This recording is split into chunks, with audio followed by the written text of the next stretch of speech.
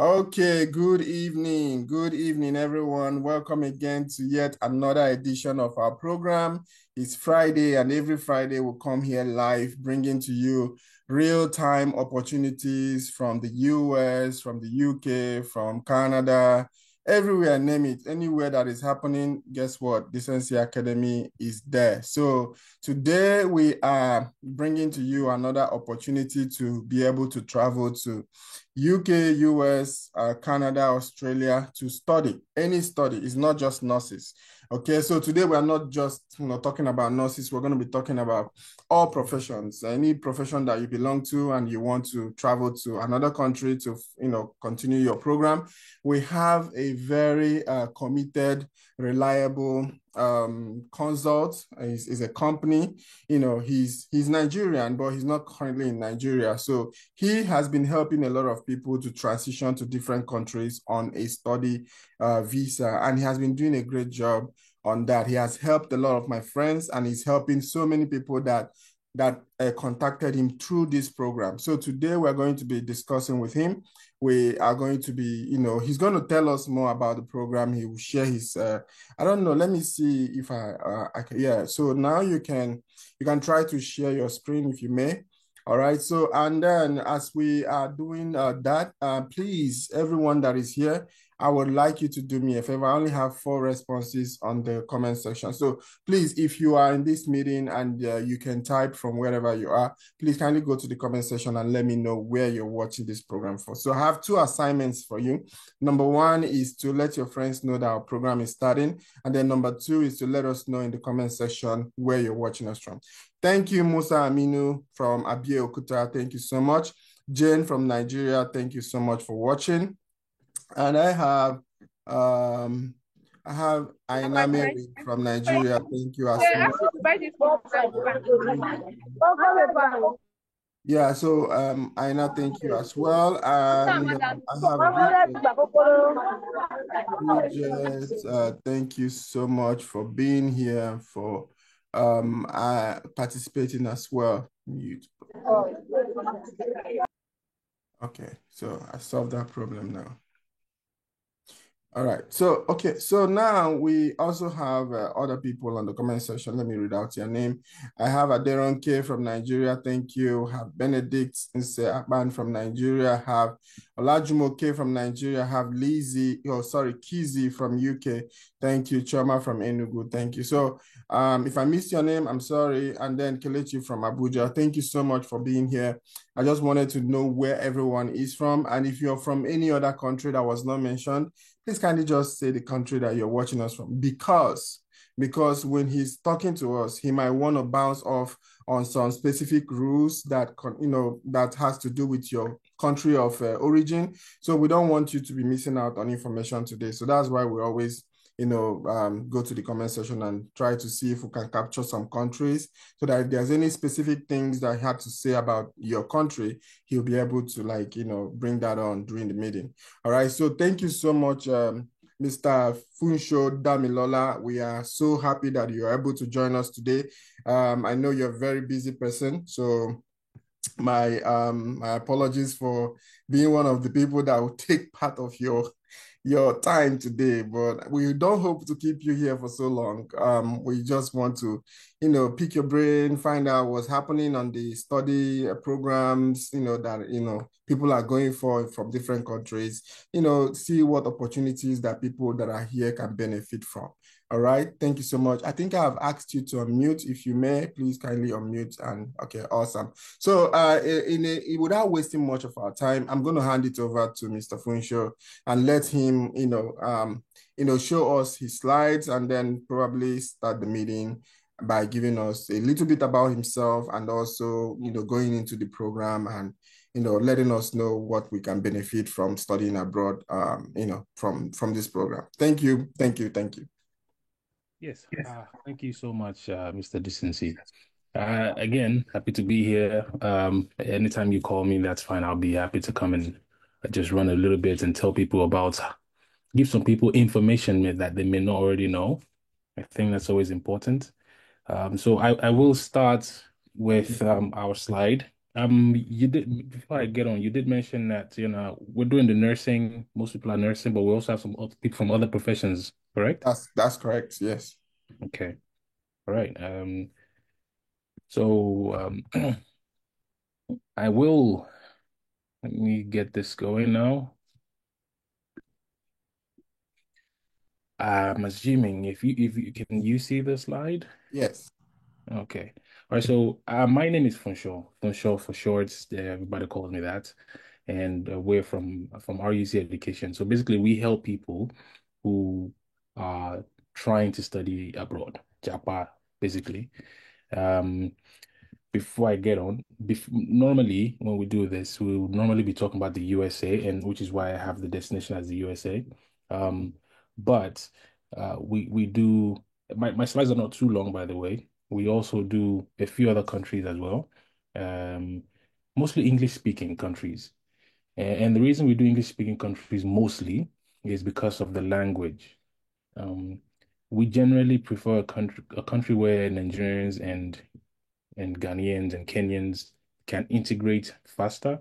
So, for instance, we do have some connections to Finland, some to France, um, but the only comma there is just that the language, if you want to stay in there for a long period, you end up needing to learn their language and also write a proficiency test in their language. The same way we do for IELTS, like IELTS or TOEFL, but at least you already speak English, so it will be easier to get along in that direction. So we do these countries, but I do know that most people at the moment, especially when we're looking at nursing, we'll be talking about the US mainly, so they can come in as students and then do the NCLEX and all that. So we do the UK, Australia, New Zealand, Ireland, Canada. These are the main ones. And again, we've got a couple of schools in Dubai, a couple of schools in France, a couple of schools in Finland, Malta as well. And yeah, mainly those ones.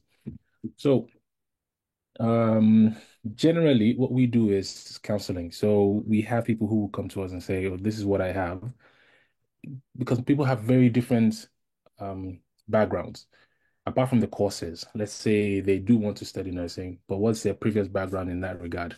If they studied nursing, some have registered nurse, some have just a few years, they're not registered yet. Some already have a BSc in nursing. Some are coming from a totally different background, um, management or accounting. So we'll talk with each person personally and say, okay, look, this is what I think you can get based on what you've told me. Also, we'll consider factors like funds available, the location you're trying to go. Um, so we look at all these things. That's what we talk basically about counseling. So we counsel you, and what you can expect to get include the excellent value for money, regular processing updates, and visa processing support. So for each of the countries we do, we carry the person from the beginning till when they get a visa. So the counseling begins, you send documents, we apply, get admissions, send that over to you.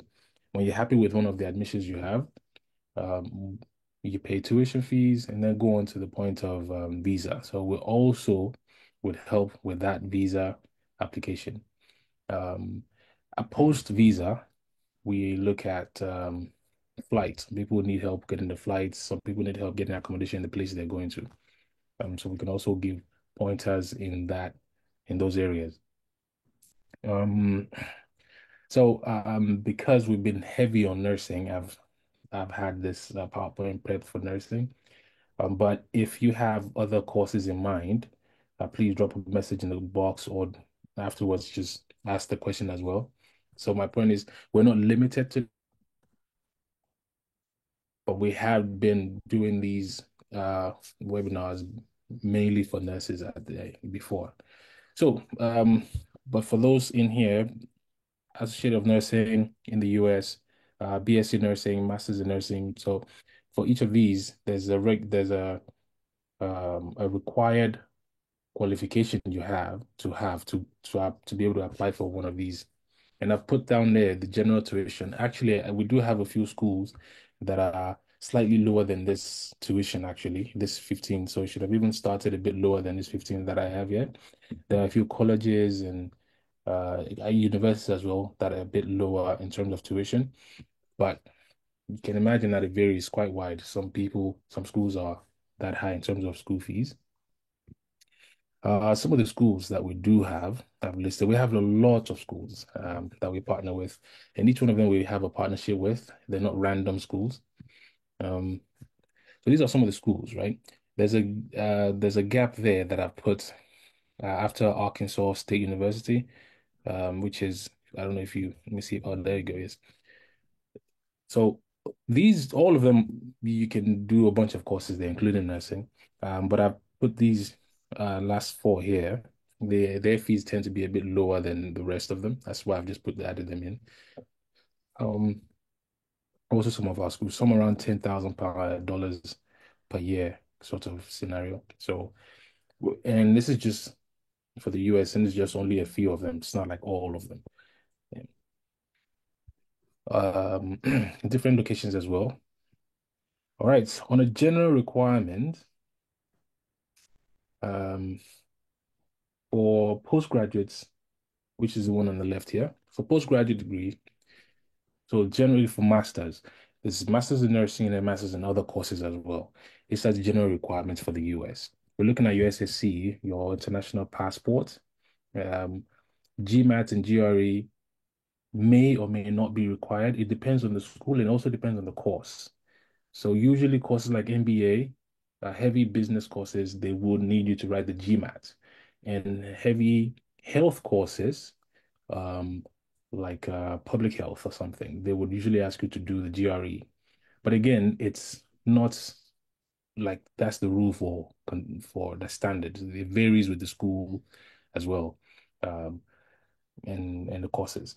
So personal statement, that's general, just an essay. Some people may be familiar with that. Personal statement, you do a 1 or 2 page essay about why you want the course, why the school, why the country. We have guides to that as well that we can always share. References are usually required.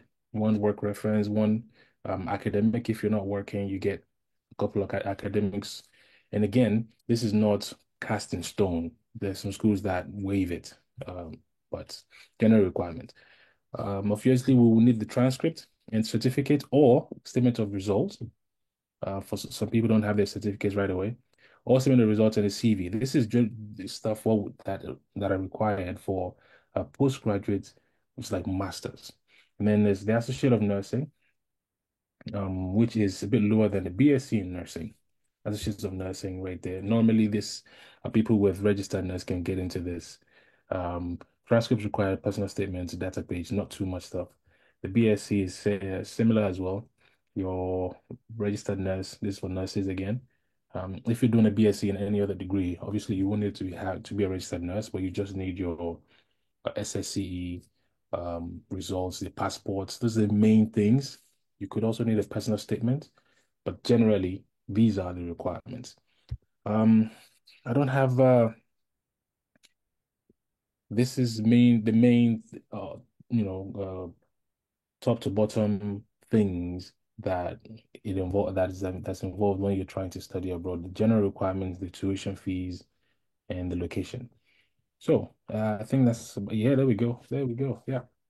And that's about it for my presentation. So if you've got questions, again, you can throw them in the chat box, and then also at some point I think we would listen by voice. Um, so I'll just take this back to here maybe. Let that just sit there while we move forward. Okay, thank you so much, Funsho. For some reason, I felt like calling you Barrister Funsho sometime, but I don't know why. Are you doing any law program? No, no, no, no, no. Awesome, dude. Thank you so much. That was a brief, concise, straight to the point. This is what you need.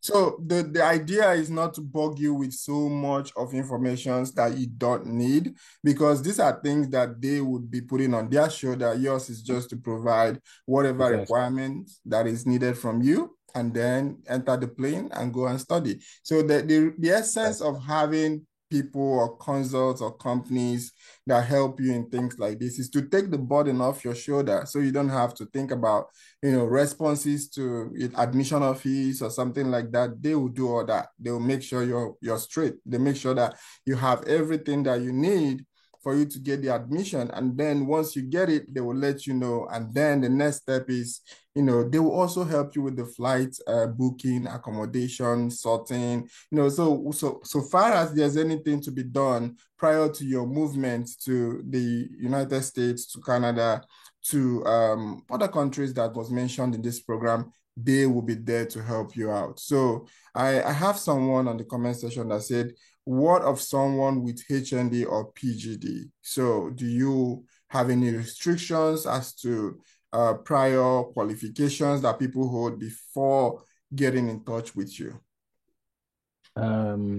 We don't have any particular restrictions. Generally, um, so just as I mentioned, like in the very beginning, when we talk about counseling. So if someone has HND, we're gonna tell you, okay, look, these are the options that you can get, because as people probably already know that the HND would not get the same thing that the BSc would get.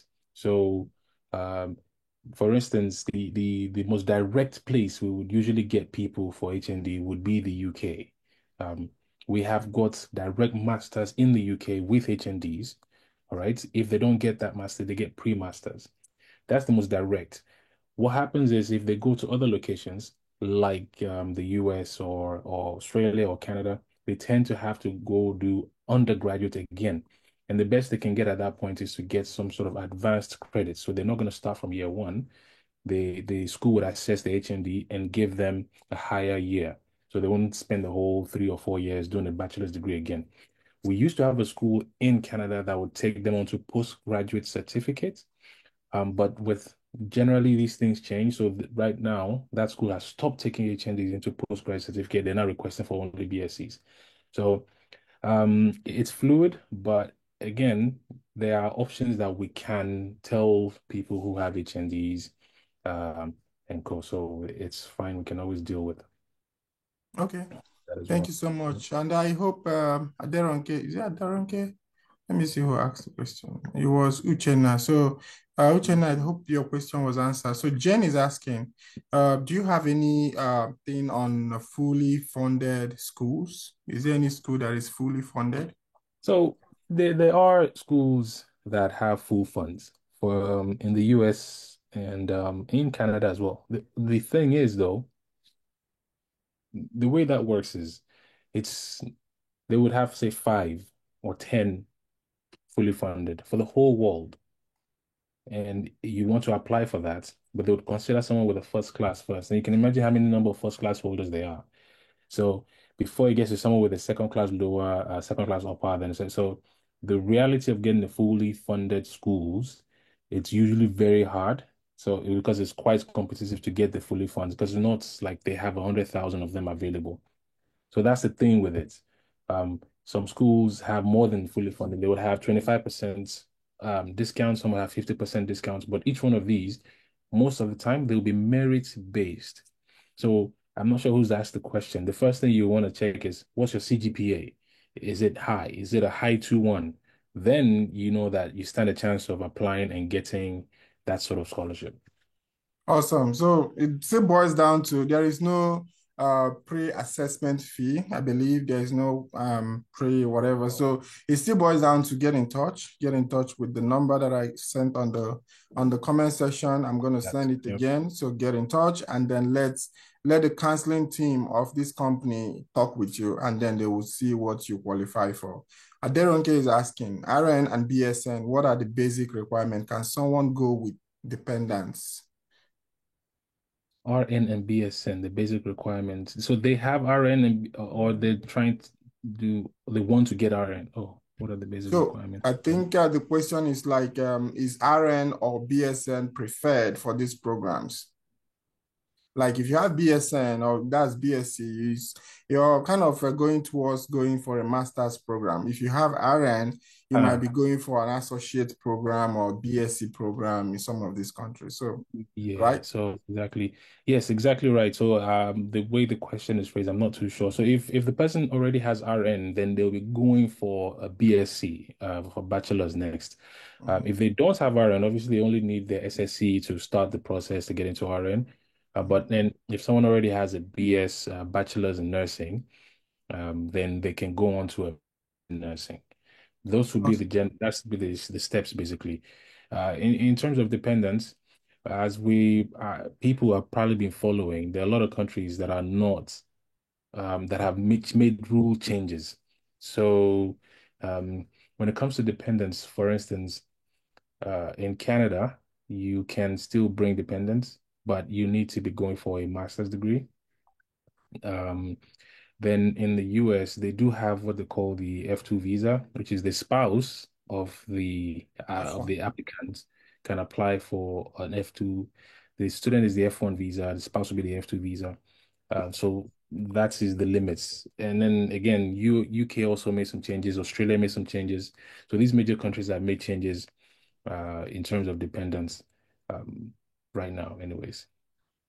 All right, and thank you so much. If we didn't get the context of your question, and Yeah. then you can just use the reaction button and then raise your hand so we can would hear you talk to us and see what you mean by your question. All right, and then let's go forward. And I think Chijioke, you raised your hand before. We are going to come to you later on. We're trying to get done with the comment section. Then we'll come to those that want to ask questions on the program. Okay, so Aina Mary is saying, "Good evening, sir. My question is, if someone has IELTS already, um, and want to go through study route of any choice of country." Well, what are the requirements needed? So basically, this Well, person has IELTS and is yeah. asking what are But other requirements. we would need to know the other qualifications they have. Do you have SSC? Then we'll know if you're going for a master's. Do you already have a bachelor's? Then we'll know if you're going for a master's. Someone with SSC will be going for a bachelor's. So but having an IELTS is good, but you are aware they're valid for 2 years. So it depends on when you write it. When you've written it, it would matter. If it's still valid, then that's good. You can use it for pretty much all these countries that need all the courses, because it's not 100% of the time that we need IELTS at all. But if you are going for one that does need it, having it is good, but it will need to be valid within the last 2 years. But moving on, we need to know what other things that you have so we can advise. If you're trying to go for a master's, we can tell you, oh, you need a bachelor's degree as a requirement. Sounds good. Thank you. All right, let's go down a little bit on the question. And I have Musa Aminu. Musa Aminu asking, I wanted to ask if IELTS, um, Duoling, Duolingo, or yeah, Duolingo. TOEFL is Yes. necessary, or any English. I think you answered that question already. So, but you want to chip something in Yeah, let again? me just add the IELTS and TOEFL are the most accepted ones. Duolingo would not be accepted in, say, Canada or the US. It's only accepted in Ireland, officially. It was during the COVID, but every other person stopped it after COVID. Only Ireland kept to it. So if it's IELTS or TOEFL, yes, that would especially if you're trying to do health courses, they would need you to write IELTS and TOEFL. Not again, if you come through, we can advise. I'm not sure what course you want to write, so I'll tell you you don't need it or you need it, but um, I always say people should just have it anyways. Right. Thank you so much. And I hope that answered your question. Kizzy David is asking, he said, I want to sponsor my sister to study abroad, but she wants to study tourism and hospitality management. Please, Mhm. is this a good course? And what are the chances that this course will lead to permanent, let me see what you're saying, Residency. permanent residency? Yeah. I wish we could get some context in terms of where people are interested in going to. So, for instance, this tourism and hospitality is that's one industry that I think is working in Australia. It's working in Dubai as well, and also some parts of Canada. And so basically, if the sister was to study in the Toronto area, Ontario area, or British Columbia area, those are places where this would work. And generally for Canada, it would move on to permanent residency. You can always, as long as you study, you can generally move on stage by stage to permanent residency. So again, this would be based on the country. Um, that's what I would say. It is a good course overall, to be honest. My wife done that, and she's got stayed with that, so it's good. I guess your sister must have some motivation to be able to like, identify this specifically as something that she wants to go Yeah. for. So, and hearing from Mr. Funcho as well is a good cause. So Cecilia is asking, good evening, please do some of the schools give scholarships? Yes, they do. Most schools actually give scholarships. They give discounts, scholarships. Some 5%, 10%, just varies like that. It's 15, 20. Um, some of them are automatic in some countries like the UK, automatic discounts. If you're from Africa, if you're from Nigeria, it's just automatic. And then some you'll have to apply for them. Those are usually the bigger scholarships. So if you're looking for, say, 50% off tuition, for instance, you have to apply, write an essay, that sort of thing. But they'll be merit based, like I said earlier. So if the CGPA is good, then you stand a chance of getting it. And CGPA being good would be like a high 2.1, um, because they would consider first class first. If there are not too many first class, they look at the second offers, but mm, high CGPA basically. Okay, sounds good. All right, and then I have, let me see the name. The next question from Kanue. Kanue is asking, will any of these schools allow us to move with our family? So it's like F2 visa. That's the question. Yeah, but again, for the US, is the F2 visa that would allow the spouse. In Canada, you need to be going for a master's degree. In the UK, it will be master's by research. Australia and New Zealand allow it. They generally allow dependent family to apply, but it's a bit technical, which is part of what we do as counseling. The main thing now is what we advise people is like, you want to apply with family. The way embassy looks at it is you're moving away. You have no ties to your home country. So we always say the applic primary should apply first, and then the family can apply after, because the visa chances are better that way.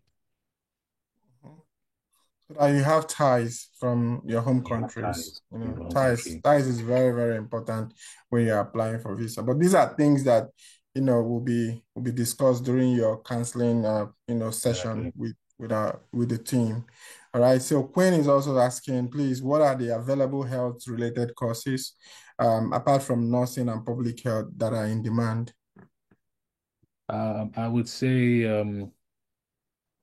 community service, not really health, but it's sort of health. Occupational health, and health science. So not really public health, but some sort of health science courses.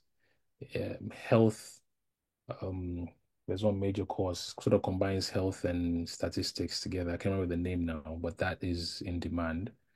Um, Health analytics or so, something like that. But I would say occupational health, if you're going towards community-based courses as well, community service and health science. Those would be decent. Awesome.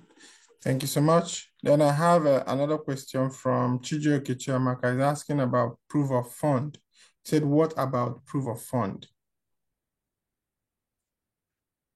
Well, so all of them have their different rules with proof of funds. Yeah, all of them. There's different amounts of money that each country has written and said, look, if you want to come study, the applicant, the primary applicant, needs to have this amount of money as your living expense to show. So it varies. Um, Canada is about 22,000 Canadian dollars. Australia is 20 something as well. The US has theirs. Canada, the UK, I mean, maybe people heard it be increasing it a little bit. It's about 12, depends on where. If you're going inside London or outside London, it varies a bit. It's about 13,000 inside London, about 10,000 something outside of London. So it varies, and that's kind of like what we'll sit down and say, okay, it- before we get to that point, we can talk about everything in the beginning. But once you have an offer and you decide you want to go to this country or this location, then you would know this is how much you need to have in the account. But even if in the beginning you've come, that's what you want, you know which direction you want to go, we'll tell you, okay, this is what you need to have in the account. Living expense plus some countries would add flight, like Australia, they add flight money to it, they add insurance to it, to show, you need to show all of that. In other countries, just a living expense, like Canada and the US. So it varies really. Awesome, thank you. And then Presh is asking, what is the difference between associates and BSN? Um, can I answer that? Yeah, please go on. Yeah, so I'm a registered nurse here in the US and I trained in Nigeria. So before I came here, I was a diploma in nursing. I did diploma in nursing and I did post basic nursing. And then there when I came in, I took my NCLEX exam, came in here, wrote the board exam, passed, started working here. So for people that go to school here in this country, when you go to a traditional nursing school, what they would give you is what is called the associate's degree. So it's called it's ADN, Associate Diploma in Nursing. So that ADN is not equivalent to BSN, but you would do like a short program in the university and be awarded a BSN certificate. So basically, I would say that we that come from other countries, our certificate is like that of the associate's degree in nursing. So when we did that, we were able to, when we came in, we were able to go for our BSN. So we went for BSN, finished the BSN, and then I currently have my master's. So, but that's the entry point, is the lowest entry point into nursing. Apart from the LPN, which is like licensed practical nursing, or the CNA, which is like a certified nursing assistant, that's not what I'm talking about. Those ones are not considered pure nursing courses. Okay, so for nurses, you have to come in through that associate ADM, level of certification. Then you can grow from there to anywhere you want to go to. All right. So I hope that answered your question, Presh. Um, you wanted to chip something in it as well? No, that's just right. Okay. So Adenonke is also asking again. He said, I am a registered nurse, registered midwife, BSN. I had 2-1 in my degree. I like to study in a school with low tuition in US or Canada. So I guess you can reach out to us. I'm going to send the number for you to contact. Get in touch with that number and then let's have a conversation. And then one of the counselors will be in touch with you, and from there you could, land yourself an admission, and then the rest will be testimony. All right. So Aina is also asking, thank you very much. She said for answering my question. But what of he or she? What if he or she wants to do BSN in nursing and is a registered mental health nurse? Is it still the same requirement? Um, Did you uh, mention yeah. during the Do you presentation? get any context from that question? Basically, I think she's asking, if someone if someone is a registered mental health nurse. So is it like you are a psychiatric, like you did your psychiatric nurse? So there's something that happens in, I think, Nigeria and Ghana. So sometimes you can get into nursing program by specialization, and that's not actually the right way or the way that is done in different countries. So a lot of people go into midwifery directly. They go and they study midwifery. All right. So, but when you come out from midwifery, you are not regarded as a registered nurse. You're a registered midwife. Okay, so when you come out, some of them will need to go and do nursing for 18 months before they could be RN, RM. Okay, so I don't know if you're asking, because I know they do it in psychiatry as well. You can go into psychiatry and become a registered psychiatric nurse, but on the flip side, you are not a registered nurse. You are just a specialized kind of nurse. You can't work med surg unless you go back to school and do an additional top-up program within Nigeria. That's what I've seen that a lot of people have. But if that is your question, what I would say is you may not be able to, because Okay, well, I'm answering from the background of NCLEX. So, but what this thing is, Mr. Funsho, is just like the person has a diploma in nursing, but it's not on general nursing. So, do you have I I anything? I totally got it with the midwifery analysis because yeah, we get registered midwife and then you're not really the registered nurse. In this case, what could happen is they may end up doing so if someone is registered nurse and they want to do a BSc, they only spend a couple of years in school. But in this case, they can probably get admission, but they'll end up spending a longer period than that person who's a registered nurse. They may end up spending 4 years or so. Um, that's maybe if they're willing to, I know Mary, if they're willing to do that, then it's possible to go outside to study it. Awesome, thank you. And I have, let's see, Mary, and then I have Ifoma is asking, Masters in International Relations, please, which school can offers this course in the United States or Canada? Do you know any school on top of your head that offers this course? Yeah, Arizona State University would have that. Um, but what I would also advise is when you want to do this, let's talk to you about why you want to study this course. I tend to ask people, so for instance, someone mentioned the tourism course. Tourism, I think that's cool, it's fine. But someone comes to me, they want to do international relations. I wonder why are you choosing this course? Because I'm looking at the value when you're done with school. So when you do certain courses, and I don't think maybe there's like a big demand for graduates of that course, I tend to talk to the people. We tend to talk, okay, look, what else are you looking at? So I've never been a big fan of international relations because you can, where you work would be, especially if you go study abroad and you want to remain abroad, you want to stay, maybe it's in Europe, you want to work in the EU chambers or what have you, or embassy, and there's very limited chances of getting those kind of jobs. So I'm always saying, what else can something that relates, but a bit different. But anyway, there are schools like University of Arizona. There's quite a few schools that we can always pick. For that's in the US. In Canada, we can look at Windsor University, for instance. So there would be options. Uh, All right, that's good. Thank you so much. And also he's asking like how much will one be looking at in regards to studying um, abroad? it would depend on on the school, but between 15,000 USD and up, some schools are like 30,000 for this sort of course. So it depends on the school at the end of the day, but I would say the lower end would be around 15K. Okay, thank you. So Mubarak is here and he has got some questions. Let's see. So sorry to cut in. Have only been hearing medical courses. I studied computer science education. Am I eligible to apply to these schools? Yeah. Definitely you are. Many courses that are computer related, and I think that's a good course as well. So definitely, we're not just limited on health courses. All the courses possible, like someone just talk about international relations, so all the possible courses that you can think of. Yeah. So far as the university is offering it, you Yeah, can as exactly. well get into it. Yeah. Okay. All right. So Chisom Joko is asking, I have a sister that wants to study medicine in the USA or Canada on that scholarship. So how possible is that? Yeah, that's pretty tough. So for I want to instance, do it too.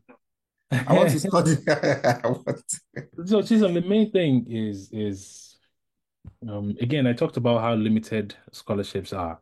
Especially, I'm assuming you're looking for fully funded anyways. But you should know one thing is if you're trying to study medicine in the US or Canada, if she has SSC, I have a sister, I've just assumed it's a younger sister, and they're young and they only have SSC. If they have just SSC, they can't go straight into medicine. They will do a degree first and go into pre-med in these countries. Um, but again, under scholarship would mean that her SSC is like all A's, that sort of thing, A, B, A, B. And even at that, the 100% scholarship is not guaranteed at all. But there are schools in the US that one can apply to for these sort of things. But it would depend on that SSC, really. Okay. Yeah, Ezekiel Florence Abidemi is asking, say, thanks so much. What are the specialties available for some reason I don't see everything What clearly. is So masters in nursing? for this master's in nursing, yeah. Well, wouldn't there be quite a few of those? There's mental health, there's child, what are they called? Child pediatrics, there's some Pediatrics, yeah, geriatrics, there's many specialties. oncology, there's a lot.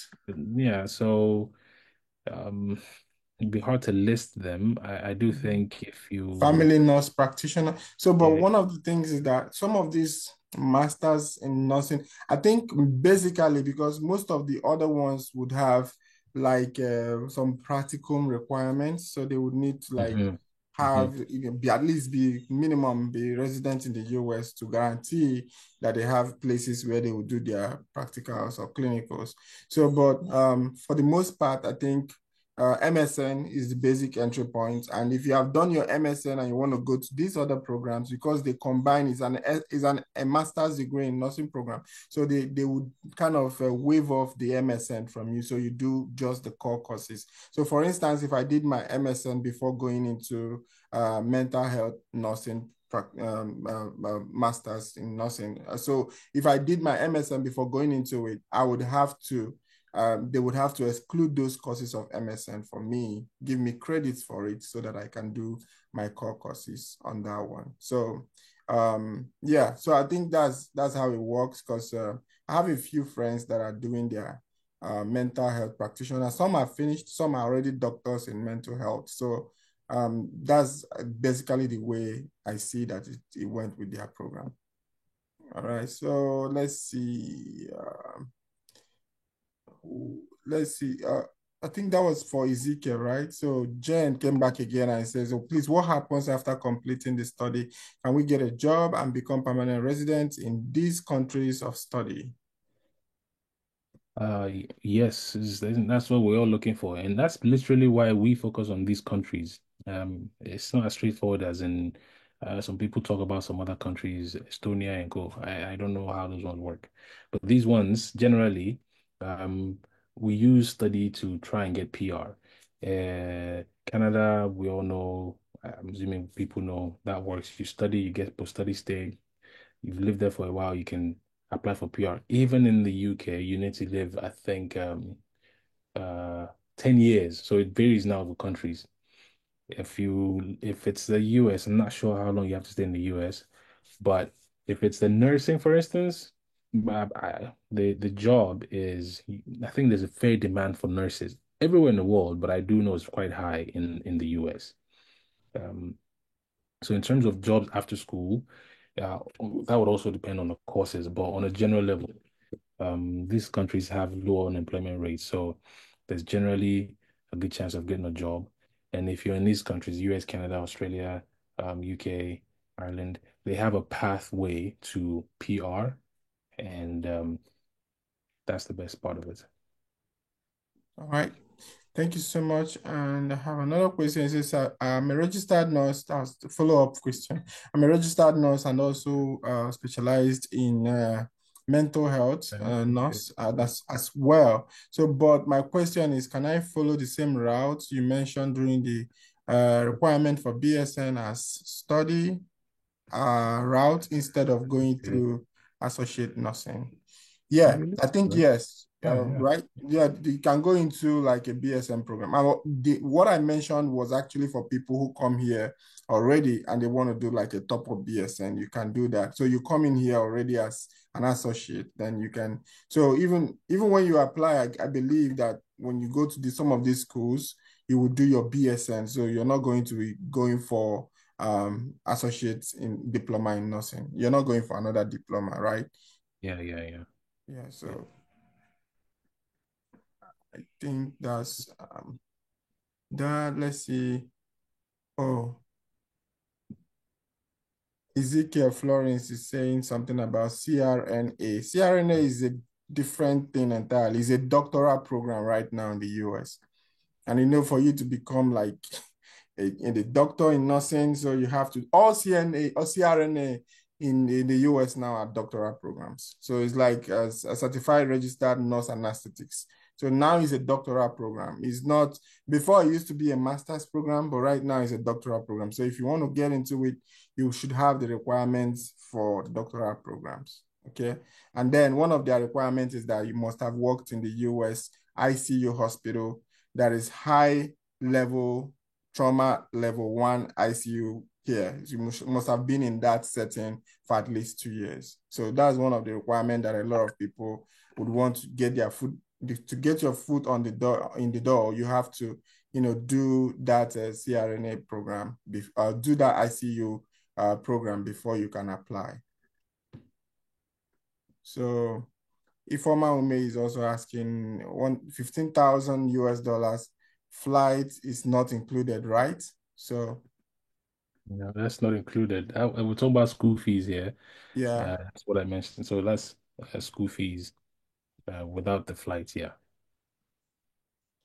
And then Presh also said, are there specialties under, are there subspecialties under specialties in MSN? Example, pediatrics, oncology, orthopedics, perioperative nursing. Well, I would say MSN is not a specialty per se. It's a master's degree program. It's master's in nursing. So it's still like on the mainstream nursing, you find that. And then people branch off and specialize in different things. Like you said, pediatrics, mental health, oncology, geriatrics. So many other things you can branch off from there. But, if you want to have your master's in nursing, you can get your master's in nursing. Sorry, Mr. Funshi, I'm coming in on this nursing question because No, I no, feel that's like good. That's very I feel good. like I feel like they relate to me, so I can always relate to it as well. Yeah. So, Ezekiel Florence Abidemi is saying, I am RN, CRNA, BS, and BNSC. Can I come through? Can I come through? So, okay, I've gotten it. Thanks. I will contact you personally. So now, CRNA, is it in Nigeria? Because it may not be the same with the US. If you are registered or certified nurse anesthetics in Nigeria, you might not. In fact, I've seen a lot of people who have that question. They are very good. They can do basically everything that they are doing here. So skill-wise, you are par with them, but you can't just come in and work. Just like doctors, no matter, even if you're a professor in Nigeria in medicine, you can't come into the US and practice. You have to go through, some of them have to come here and go through residency. You understand? You have to do your USMLE, part one, part two, you do your matching, you do your residency before you start climbing on their own ladder. You understand? So it's like that for the US. I don't know for other countries like the UK. I think UK, you have to write their PLAB before you can, get into there. And then Canada as well, I've had they have their own exams as well. So yeah, so I believe if you are any of these things in any country, Nigeria, Ghana, Kenya, you would still need to come here and do the ICU before you get into that program here in the US. Okay. I have a lot of friends that are nurse anesthetists as well. In fact, I have a very good friend of mine that is going to start her ICU rotation because she wants to go back to her field, which is the CRNA. All right. So let's see if we can answer a few more questions before I let Mr. Funsho go. Last one, he said that from someone says Zoom user, he said, please, what course can I study in US that is still within civil engineering scope? And I have a what is that? BEng, that's Bachelor's of Okay, Engineering. in engineering, okay. And then is NCLEX a must for civil engineers? Okay, go ahead, sir. I can take that top bit, which is it says what course can I study in the US that's still within civil engineering. I would just say stick to that civil engineering. So you could do engineering management, for instance, because it's a STEM course in the US. STEM courses are quite favored. They have more benefits generally, post-study stay and all of that. So um, stick to civil engineering management if you're not trying to be too heavy. If you're trying to go maybe towards management, that's why I say engineering management, or do a master's in civil engineering. It's one of the two. But the NCLEX bit, do you want to handle that Yeah, one? so NCLEX is actually for nurses. It's not for everyone. So for NCLEX is for those that have gone through a training in their home country. If you have gone through any training that qualifies you to practice nursing in your home state or home country, then if you want to come over here and study, you would have to take the entry exam. It's just like the minimum exam you can take to become a regular registered nurse in the floor in the hospital here in the US. So it's not for everyone. Most especially not for engineers. But engineering, like you said, is a very, very, very nice course. And then there's this national interest waiver that people are doing here in the US. It works like magic. A lot of people don't have to get married, here in the US anymore, complicate their life just because they want to get their documents straight. So what they do now is just do a program that is within the STEM program. And the STEM program are the science, technology, engineering, mathematics. So any course in this area is good. So when you do any course in these four segments, you are able to apply for the national interest waiver. And national interest waiver is like these are hot areas that the US needs people to fill in many job positions on. So if you did a course here in the US, then why not take you? Why would they go and hire someone who is still in their home country and bring them in when you're already here and you did a course in that session? So for the fact that you did a course in those areas, they are able to, give you your documents, your green card, you apply and you get it. So that's what I can say. I think you already have something good going. So Yeah. just stick to it. Yes, stick to it, and then go further and study something more, and let it just be within the STEM program, and you sure be able to get your national interest waiver. All right. I've not seen, maybe I've seen it in the UK or something, but I've not seen someone who came to the US for study and at the end of the day was able to go and say, oh, my program, unless it's out of your own, like voluntarily. But if you really like want to make things work in terms of getting a job and having your job apply for you, because most times people who are here and who have studied here, you can as well apply and tell your employer, I just finished the program and I'm looking for a sponsor, and they will be able to apply for a visa they call H-1B. H-1B is a kind of visa, is a work visa with dual intent. Sometimes it's dual intent because it's also an immigrant or at the same time a non-immigrant visa. So you can apply for it, and when you apply for it, your job will apply for it on your behalf. And then during the process of your working, you can then try to get your petition, immigration petition, permanent residency immigration petition filed with a good lawyer, and it always come out positive. Okay. Yeah, so I think that brings us to the end of the question on the comment section. And then if you have any question that you want to ask in the house, I would just give 1 or 2 minutes for you to ask your question.